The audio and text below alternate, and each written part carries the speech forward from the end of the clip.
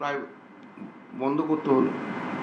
তা টোটাল কত হলো? 12 থেকে 13 মিনিট আমি বক্তৃতা বন্ধ রাখতে হয়েছে। 10-12 মিনিট যাই হোক, একটা বক্তৃতা বন্ধ রাখতে হয়েছে। এবার দিদি যখন বসলো, আমি জিজ্ঞেস করলাম, দিদি বলবো? আমি বলে হ্যাঁ তুমি বলো। তাই বলে শেষ করেছি। কুণাল এসে দাঁড়িয়েছে, আমি শেষ করেছি। আমাকে শেষ করতেও তো 2 মিনিট লাগে একটা বক্তব্য। আর তখন সবাই বলছে না আপনি বলুন। আমি মাঝে বললাম আমি বলছি না, বরঞ্চ ওরা এসে গেছে। তখন সবাই বলছে না আপনাকে বলতে হবে।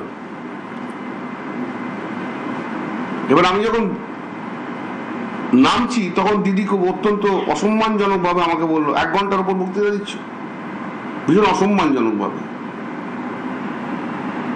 তো আমি বললাম আমি আপনাকে এইসব কথা কে কানে দেয়? পাশে তখন অভিষেক আর শোভনদেব বসে রয়েছে। আমি উঠেছি 12:50, এখন বাজে 1:10। 1 ঘন্টাটা হলো কোথায়? 1:10-12, তার মধ্যে 10 মিনিট ওখানে চলে গেছে।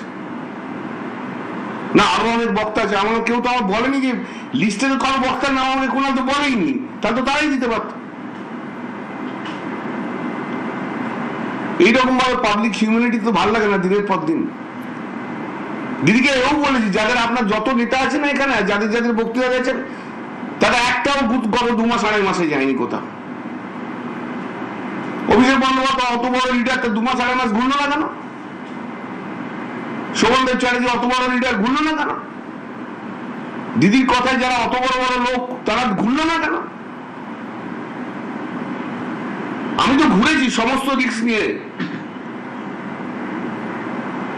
এইসব তো ওয়ার্কারদের যেখানে যেখানে বেশি রয়েছে, সেখানে আমি যে তাদের সাহস জুগিয়েছি। এটা তো মানতে হবে একটা জায়গায় এসে। আর দিদি অত ঘন ঘন বিরক্ত হলে হবে না।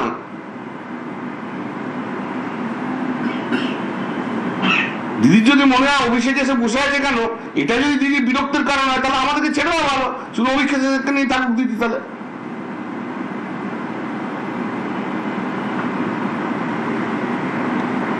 বাংলার কোটি কোটি মানুষ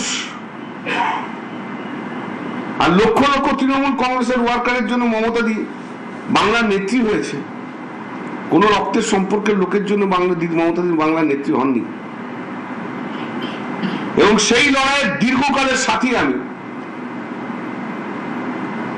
ওখানে যারা ছিল তাদের মধ্যে শোভনদা আর আমি হচ্ছি ওল্ডেস্ট।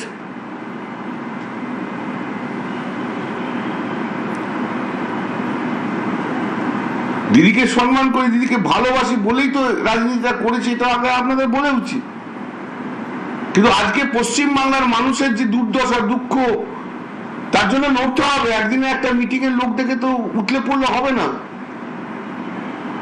লড়াইকে সামনে নিয়ে যেতে হবে, গণতন্ত্রকে বাঁচাতে হবে। আজ আমি ছেড়ে দিয়ে বাড়িতে বসে যেতে পারি? কি এসে যাচ্ছে আমার জীবন যৌবন, আমার প্রফেশন, আমার সংসার, সবই তো মমতাদির জন্য স্যাক্রিফাইস করেছি। আর যদি অভিষেক করে তাহলে তো প্রবলেম হয়ে যাচ্ছে আমাদের। আমি ওই 80 জনের মতো আর 20 জনের মতো নয়।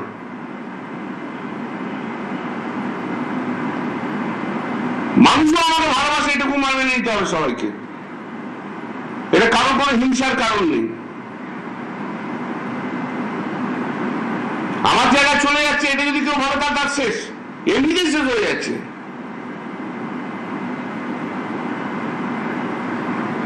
মানুষও জানে আমি লড়াই করি, বিজেপির বিরুদ্ধে লড়াইটা আমি করব এবং দলের থেকে করব। এদের মতো আমি নই যে 80 জন চলে গেছে বা 20 জন চলে গেছে, দরকার হলে দলের মধ্যে ঝগড়া করেও করব। আমিও কাল থেকে অনেক টেক্সট পাচ্ছি, অনেক মেসেজ পাচ্ছি, অনেক ফোন পাচ্ছি, দাদা দল ছেড়ে যাবেন না। আমি ছাড়ে যাবো কেন? কিন্তু দিদিকে বুঝতে হবে। দিদি যদি এখনো না বুঝতে চায়, তাহলে দিদি দল তৈরি করেছে, দিদি দল শেষ করবে, আর কিছু বলার নেই আমার। সম্পর্ক বরাবর অত্যন্ত ভালো নেত্রী, এই ঘটনাগুলো বারবার নেত্রীর সঙ্গে সম্পর্ক ভালো, নেত্রী আবার অনেক সময় দূরেও সরিয়ে দিচ্ছে, এটাও তাই সত্যি। নেত্রীর সুসময়ের সময় আমি দূরে, নেত্রীর দুঃখের সময় আমি কাছে। যেই নেত্রী দেখলো অত ভিড় হয়ে গেছে, সঙ্গে সঙ্গে বিরক্ত প্রকাশ আরম্ভ করলো, সেই একই থিওরি দিদির আরম্ভ হয়ে গেল। নেত্রীর সুখের সময় ববি হাকিম, চন্দ্রিমা ভট্টাচার্য, অরূপ বিশ্বাস, এই সব, সুদীপ বন্দ্যোপাধ্যায় সব রয়েছে। নেত্রীর খারাপ সময় তো আমি একা রয়েছি। আরজি করের সময় দলের মধ্যে কোন নেতা মমতাদিকে চিফ মিনিস্টার থেকে সরাতে চেয়েছিল?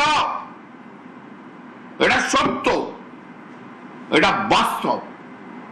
সে বাস্তবকে যদি না মানতে হয়, সেদিনকে আমি আর কুণাল দিদির পাশে ছিলাম, আর কেউ ছিল না।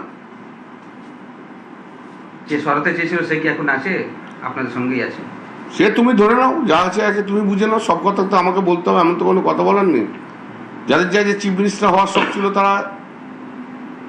দলের ভেতরে কেউ কি আপনার বিরুদ্ধে নেত্রীর কাছে প্রতি মুহূর্তে কিছু বলছে? আমাকে খুব একটা লোক পছন্দ করে না, আমি জানি। কিন্তু আর সমস্ত রাজনৈতিক দল আমাকে পছন্দ করে।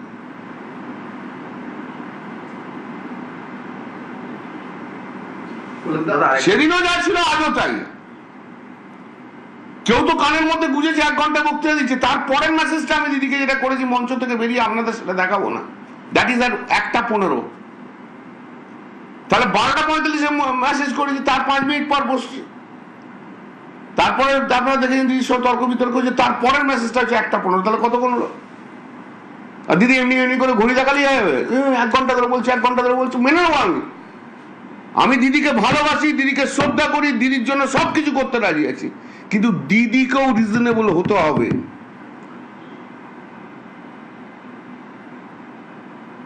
দিদি যদি মনে করে যে দিদি যা ইচ্ছা বলবে তাতেই সব হবে, তা হবে না। দিদি যদি মনে করে যে কোনো সময় বিরক্ত দেখাতে পারি পাবলিকলি সবাইকে এগেনস্টে, তাও হবে না। আর দিদি যদি মনে করে অভিষেক আর ডেরেক যা বলবে তাই চলবে, তাতেও হবে না। যে লড়াই করে তাকে স্বীকৃতি দিতে হয়, সর্বসমক্ষে সেই স্বীকৃতি দিতে হবে। দাদা, আপনি এইমাত্র বললেন যে আপনি প্রয়োজনে দলে থেকে ঝগড়া করবেন, যাই করবেন। এই তো ঝগড়া করছি আপনার সামনে দিয়ে। আপনি যে পয়েন্টটা তুললেন, এই পয়েন্টটাও কিন্তু যারা দল ছেড়ে চলে গেছে তারাও বলছে যে এই অভিষেকের জন্য। দল ছেড়ে গেল কেন? একসঙ্গে তো বলতে পারতো। 2022-এ আমি তো অভিষেকের বিরুদ্ধে বলেছিলাম, তখন এই 80 জন কোথায় ছিল? তখন তো অভিষেককে তেলিয়েছিল। 60 জন না 65 জন, এই 20 জন।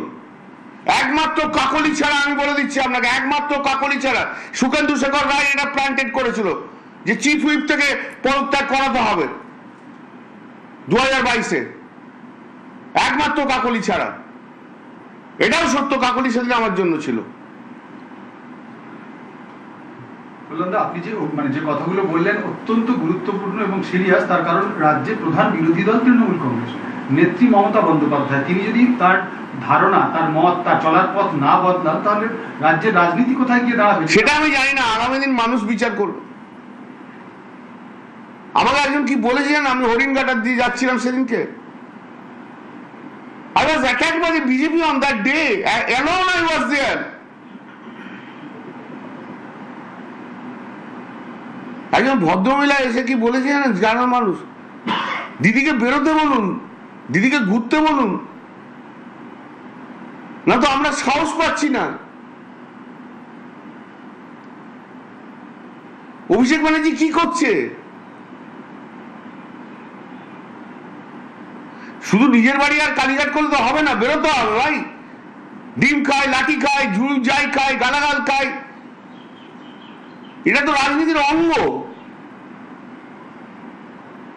ঘরে বসে থাকলে তো হবে না।